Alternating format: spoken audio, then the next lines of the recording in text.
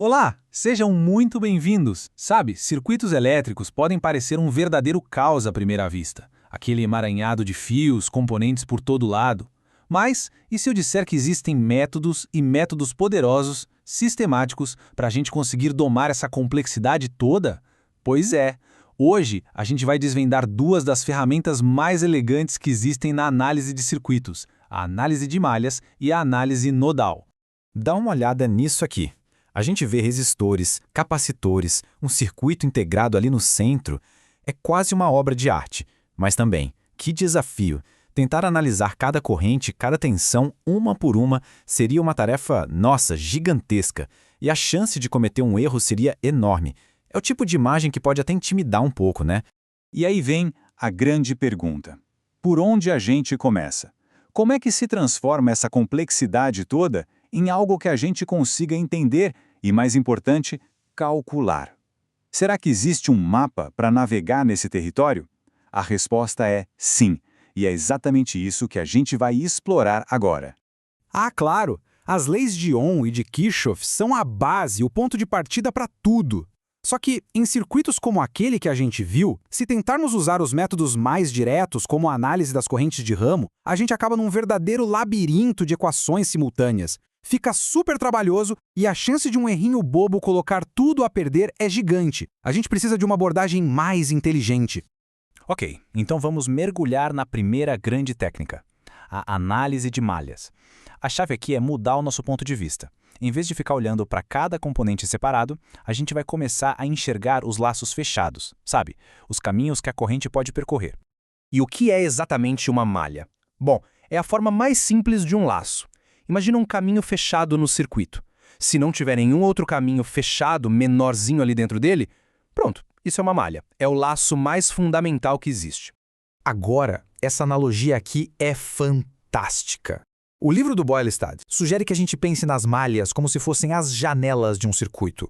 Se a gente desenhar o circuito num plano, cada abertura, cada vidraça, por assim dizer, é uma malha. Essa visualização ajuda demais a identificar rapidinho quantas equações a gente vai precisar.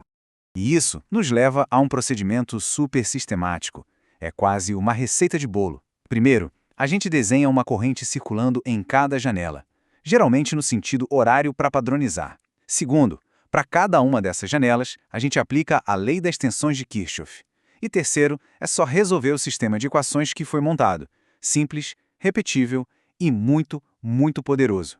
A genialidade desse método é o que o livro chama de um truque elegante. Ao definir essas correntes de malha, a lei das correntes de Kirchhoff é automaticamente satisfeita nas junções. A gente basicamente pula uma etapa inteira, o que reduz o número de equações e simplifica o problema de uma forma drástica. É uma manobra realmente brilhante. Bom, vamos agora virar a moeda. Se a análise de malhas focava nos laços, a análise nodal vai focar nos pontos de conexão. É a visão a partir das junções ou, como a gente chama, dos nós. O nó é bem simples. É um ponto de encontro. Onde quer que dois ou mais componentes se conectem, ali nós temos um nó. É o ponto onde a corrente tem a opção de se dividir ou de se juntar. São como os cruzamentos do nosso circuito.